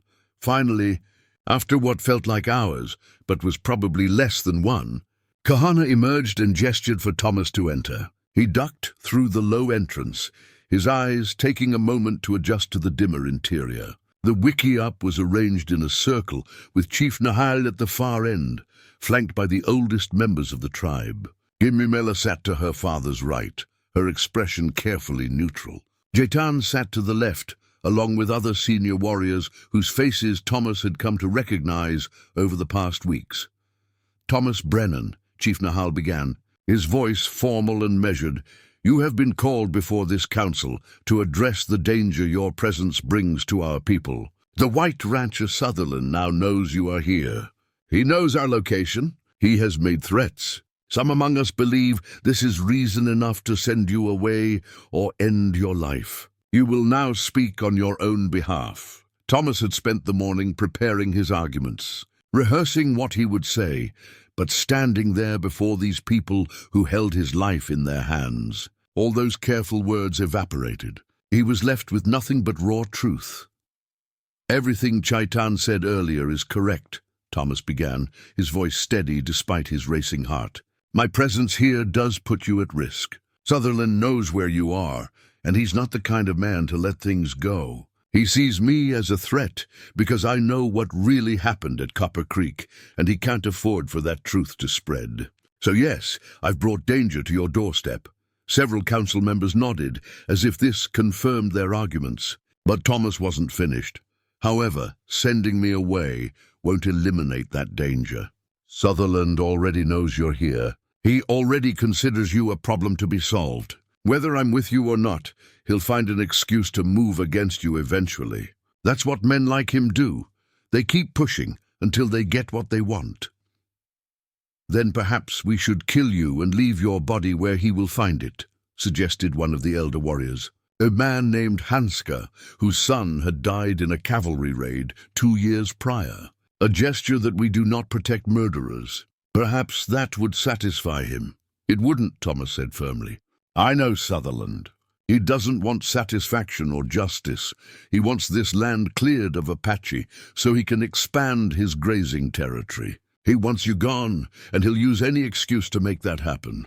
My death would just be one more piece of evidence he'd use to paint you as savages who need to be removed, Kimimela spoke up. Thomas, we understand the threat. What we need to know is why keeping you alive is worth facing that threat. This was the crux of it, the question Thomas had been wrestling with since Sutherland rode away. What value did he actually provide? What made his continued existence worth the danger it brought? Information, Thomas said. I know how the ranchers think, how they organize, how they plan their actions. I know which officials they've paid off, which soldiers can be bribed, which settlers might be sympathetic to your cause. I know the land routes they use, the water sources they depend on, the weak points in their defenses. Chaitan leaned forward. You would betray your own people? Share their secrets with us? They're not my people anymore, Thomas said, and realized as he spoke that it was true. My people are the ones who gave me a chance I didn't deserve. My people are the ones who taught me that justice can mean something more than revenge. My people are here, in this camp, even if most of them still want me dead. The statement hung in the air. Thomas could see surprise on several faces, skepticism on others. Chief Nahal's expression remained unreadable, but his eyes seemed to bore into Thomas's soul, searching for any hint of deception. Pretty words, Hanska said dismissively. But words are wind. What actions prove your loyalty? You dig holes and carry water. Any slave could do that. What makes you worth the risk? Thomas took a deep breath. This was the gamble, the offer he'd been considering all morning. Let me go to the Territorial Marshal's office in Prescott. Let me give an official statement about what happened at Copper Creek. Put on record exactly who was responsible, exactly how 5 peaceful Apache traders were murdered. Make it impossible for Sutherland to hide behind lies. The reaction was immediate and explosive. Half the council erupted in objections, voices raised in anger and disbelief. The other half simply stared at Thomas as if he'd lost his mind. You think we would trust you to ride into a white settlement? Chaitan demanded. You think we would give you horses and supplies and simply hope you come back? This is either foolishness or an elaborate escape plan. Then send guards with me, Thomas countered. Keep me bound if you want. But the point isn't whether I'm trusted. The point is getting the truth on official record. Once that statement exists, Sutherland can't simply erase what happened. It becomes part of the territorial record, evidence that could be used against him if he tries to justify attacking this camp. Chief Nahale raised his hand for silence, and the argument died down to murmurs. This is interesting, but why would the white man's officials believe you? Why would they care what happened to our people? Because I'm white, Thomas said bluntly. Because my testimony carries weight that yours, unfortunately, doesn't. It's wrong, it's unjust, but it's reality. A white man confessing to murdering Apache traders is news. It's the kind of thing that gets attention from territorial officials who might otherwise look the other way. And more importantly, it creates a legal complication for Sutherland. He can't just raid your camp if there's an official murder investigation pending. Kimimela tilted her head thoughtfully. You would confess to murder? Accept the legal consequences? I already confessed here, Thomas pointed out. Confessing to the territorial marshal is just making it official. Yes, I could be arrested, tried, maybe hanged. But I'd be giving you something valuable in exchange, protection through legal channels. Sutherland would have to be more careful if official eyes were watching. The council members exchanged glances, some intrigued, others still deeply skeptical. The old woman who'd spoken in Thomas's favor on that first night, Winona, he'd learned her name was, spoke up in Apache, her words flowing with the authority of age and wisdom. Chief Nahale listened carefully, then responded with questions. The exchange went on for several minutes, involving most of the council members. Finally, the chief turned back to Thomas. Winona reminds us that our ancestors sometimes accepted outsiders into the tribe, not as slaves or prisoners, but as members who had proven their worth. This was rare, and only happened when someone showed exceptional courage or service. She asks whether your offer to risk your life and freedom by making this official confession might be such an act. Thomas felt his throat tighten. He hadn't thought of it in those terms. He'd simply been trying to find a way to be useful, to justify the mercy he'd been shown.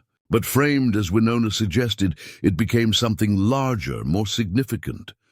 I don't know if it's exceptional, Thomas said honestly, but it's what I can offer. Information, testimony, and whatever legal protection that brings. I can't undo what I did to Dakota. I can't bring him back or erase that loss. But maybe I can help protect the people he cared about. More discussion followed, this time more measured, less heated. Thomas could sense the mood shifting, not toward full acceptance, but toward grudging recognition that his proposal had merit. Practical considerations were being weighed against emotional reactions, strategy against sentiment. Chetan finally spoke, his voice still hard but less hostile than before. If we agree to this foolishness, I will lead the escort. I will watch you every moment. And if you betray us, if this is a trick, I will kill you before you can speak a word to your officials. This I swear. I expect nothing less, Thomas replied, meeting the warrior's fierce gaze. And I wouldn't blame you. Chief Nahale stood, signaling that the debate had reached its conclusion. This council will vote.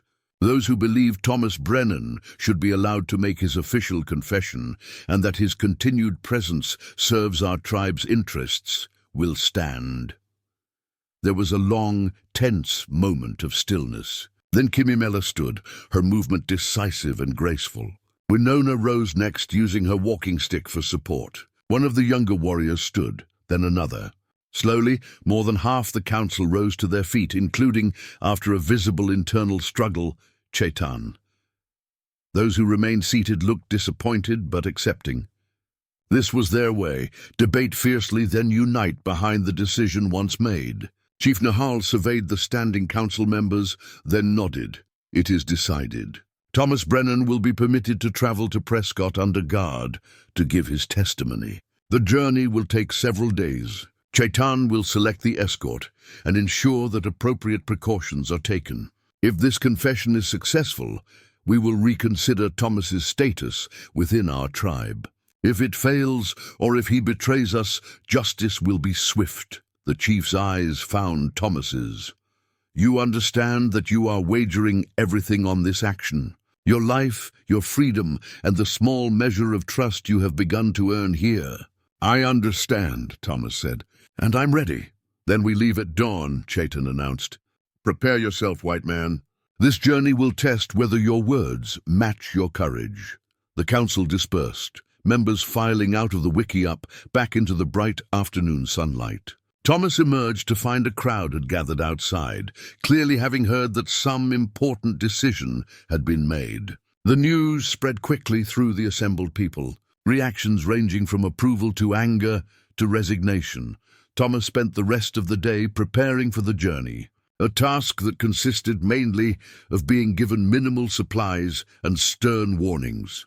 Chaitan had selected two other warriors for the escort, Kuruk, the stocky hunter from that first day, and a younger warrior named Bidzil, who Thomas had worked with on several occasions. Both men made it clear they considered this assignment a burden at best and a fool's errand at worst. As the sun set and the tribe gathered for the evening meal, Thomas found himself sitting slightly closer to the main fire than usual, the circle's boundary having shifted subtly to include him a bit more.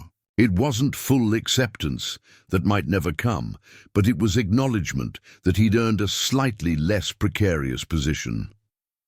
After the meal, as people drifted away to their evening activities, Kimimela approached Thomas. "Walk with me," she said simply, and he followed her away from the camp to a small grove of scrub trees where a trickle of water seeped from between rocks. "This is foolish."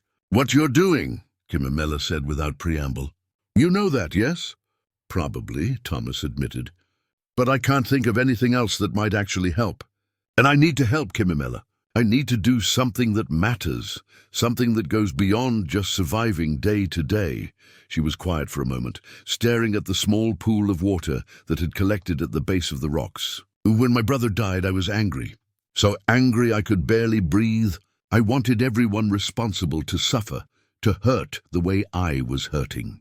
That is natural, I think. That is human."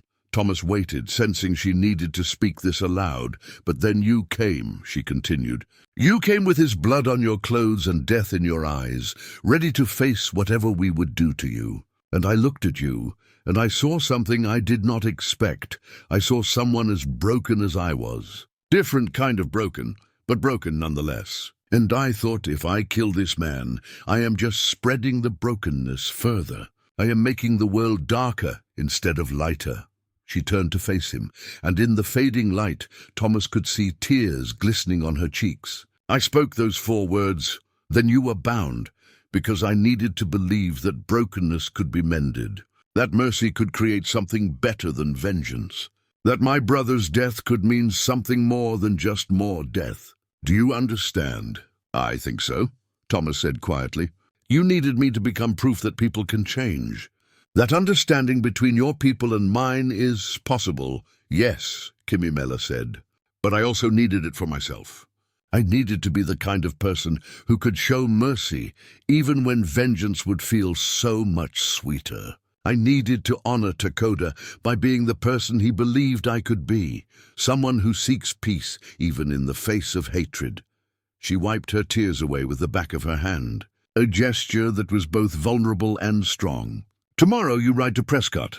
You will speak your truth to white officials who may or may not care what happened to 5 Apache traders. You might be arrested, tried, executed, or you might simply be dismissed as crazy or lying. But whatever happens, know this. You have already accomplished something important." "What's that?" Thomas asked. "You have shown me that my mercy was not wasted, that my brother's belief in the possibility of peace was not foolish. You have become proof that people can face their worst acts and choose to become better. That is worth something, Thomas Brennan. That is worth a great deal." Thomas felt tears burning his own eyes now. For 3 weeks, he'd been focused solely on survival, on proving through endless labor that he deserved the life he'd been granted. But he'd never stopped to consider that his presence here, his genuine efforts to change, might mean something to Kimimela beyond just practicality. "Thank you," he said, his voice rough with emotion. "Thank you for seeing something in me worth saving. Thank you for being brave enough to show mercy when hatred would have been easier. And thank you for helping me understand that redemption isn't about erasing the past. It's about facing it and choosing a better future." They stood there in the gathering darkness, 2 people from different worlds bound together by tragedy and the fragile hope of healing. Finally, Kimimela spoke again. "Come back from Prescott, Thomas. Give your testimony, accept whatever consequences follow, but come back. Our people need proof that trust can be rewarded. I need proof that my choice was right. I'll come back," Thomas promised. "Whatever it takes, I'll come back." They walked back to camp together, and Thomas spent his last evening before the journey sitting by the fire, watching the Apache families gather, hearing the murmur of conversation in a language he was slowly beginning to understand, feeling for the first time since that terrible day at Copper Creek that he might have found something resembling a home. Dawn came cold and clear. The escort party assembled near the horse corral, provisions packed, weapons ready. Chaitan checked Thomas's bonds. His hands would remain tied during travel, loosened only for necessary tasks, and gave final instructions to Kuruk and Bidzil. Chief Nahal came to see them off, speaking briefly to Chaitan in Apache before turning to Thomas. "You carry our story with you," the chief said. "Speak it truly. Honor my son's memory with your honesty. If you do this, you will have repaid some small portion of your debt." "I will, Chief Nahale," Thomas replied. "I swear it." As they rode out of camp, Thomas looked back to see the entire tribe gathered, watching them leave. At the front of the crowd stood Kimamela, her hand raised in farewell. The sight of her standing there, strong and hopeful, despite everything she'd lost, gave Thomas the courage he needed for what lay ahead. The journey to Prescott took 4 days. They traveled carefully, avoiding main trails, camping in hidden spots, always alert for potential threats. Chaitan maintained constant vigilance, his distrust of Thomas evident in every action. But as the days passed, something shifted. Not friendship exactly, but perhaps the beginning of respect. On the evening of the 3rd day, as they sat around a small, smokeless fire, Kuruk spoke to Thomas for the first time beyond giving orders. "Why?" he asked simply. "Why not just disappear when you left the ranch? Why ride to our camp at all?" Thomas had been asked variations of this question dozens of times, but tonight, exhausted from travel and facing the uncertainty of what awaited him in Prescott, he gave the truest answer he'd found, because silence would have been another kind of death. Living with that secret, knowing what I'd done and saying nothing, I'd have been dead inside, even if my body kept walking around. Sometimes the only way to survive is to face the thing that's killing you. Bidzil, who Thomas had thought spoke no English, surprised him by responding. "That is warrior wisdom. Face your enemy, even when that enemy is yourself." The next day they reached the outskirts of Prescott. The territorial capital was bustling with activity. Miners, ranchers, merchants, soldiers, all flowing through streets that seemed impossibly crowded and loud after weeks in the quiet Apache camp. People stared at the Apache warriors riding through town, hands moving to weapons, suspicion evident on every face. They stopped outside the territorial marshal's office, a squat adobe building near the center of town. Chaitan dismounted, but kept his hand on his knife, his posture radiating readiness for trouble. Thomas slid down from his horse, his bound hands making the movement awkward. "This is your moment, white man," Chaitan said quietly. "Speak your truth. We will be watching." Thomas nodded and walked up the steps into the marshal's office, his heart pounding. Behind the desk sat a tired-looking man in his 50s, badge pinned to his vest, paperwork scattered before him. "Help you?" the marshal asked, barely looking up. "My name is Thomas Brennan," Thomas said, his voice steady despite his nerves. "I'm here to confess to murder and give testimony about a massacre that took place at Copper Creek 3 weeks ago." Now the marshal looked up, his eyes widening as he took in Thomas's appearance, the Apache-style clothing, the bound hands, the warriors visible through the doorway behind him. "Well," the marshal said slowly, reaching for a fresh sheet of paper, "that's not something you hear every day. You better start from the beginning," and Thomas did. He told it all. Sutherland's hatred, the planning, the ambush, his own cowardice, the murder of 5 innocent people, including Chief Nahal's son. He named names, provided dates, described details that only someone who was actually there could know. The marshal's expression shifted from skepticism to shock, to grim determination as the confession unfolded. "You realize," the marshal said when Thomas finally finished, "that this statement could see you hanged? You're confessing to murder, son. That's a capital crime." "I know," Thomas said, "but it's the truth and it needs to be on record. Jacob Sutherland and his men murdered those Apache traders, and they'll do it again if they're not stopped." Someone needs to speak for the people who can't speak for themselves. The marshal studied Thomas for a long moment. You know what I think? I think you're either the bravest man I've met or the craziest. Maybe both. He signed the statement and stamped it with his official seal. This is now part of the territorial record. I'll be sending word to the territorial governor, and there'll be an investigation. Sutherland's going to have some very uncomfortable questions to answer. What about me? Thomas asked. Well, ordinarily I'd arrest you right now, the marshal said. But given the circumstances, given that you came here voluntarily with Apache escorts to tell the truth about crimes against their people, I'm inclined to let the territorial judge make that decision. You're remanded to the custody of the Apache until a formal hearing can be arranged. Don't make me regret this decision, son, Thomas almost laughed. Remanded to Apache custody, the very place he'd chosen to stay anyway. I won't, Marshal. Thank you. He walked out of the office to find Chetan, Kuruk, and Bidzil waiting, hands still near their weapons, watching the gathering crowd of curious townsfolk. Thomas held up his bound hands, and Chetan surprised him by cutting the bonds.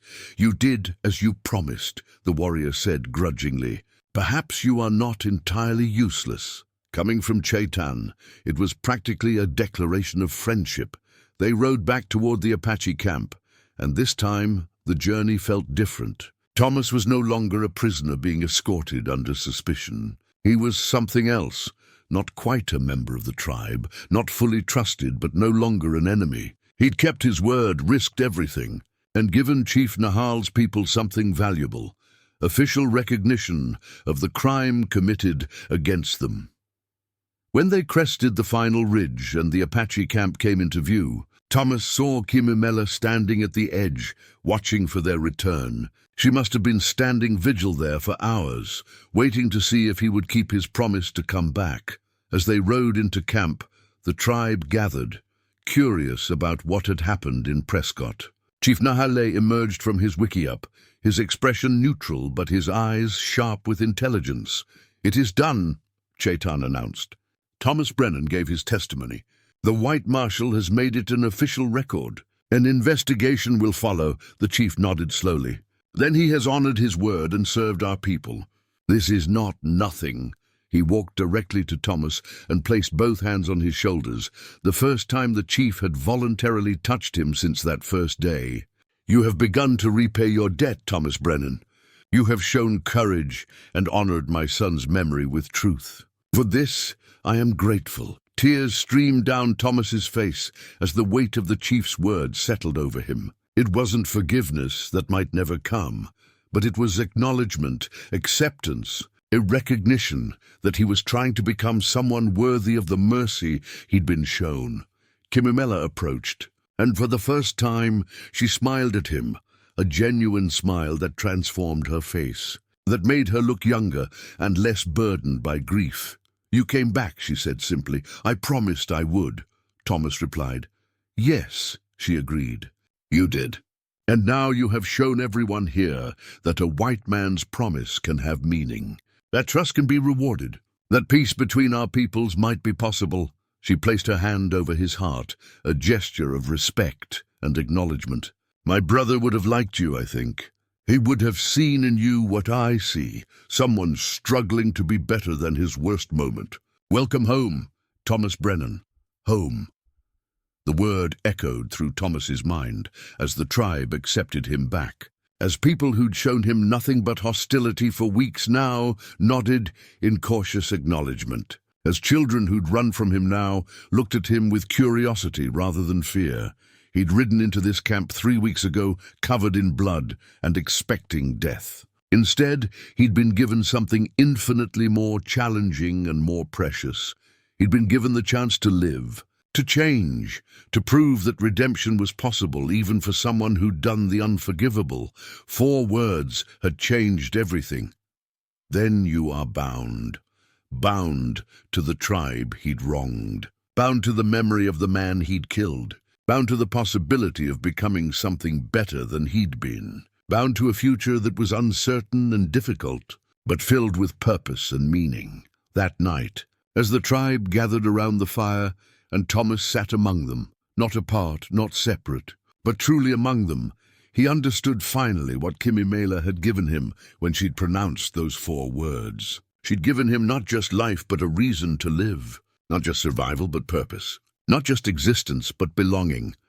The road ahead would still be hard. There would be more tests, more challenges, more days when his past would rise up to haunt him. Sutherland would face investigation, but might escape justice. The tension between white settlers and Apache would continue.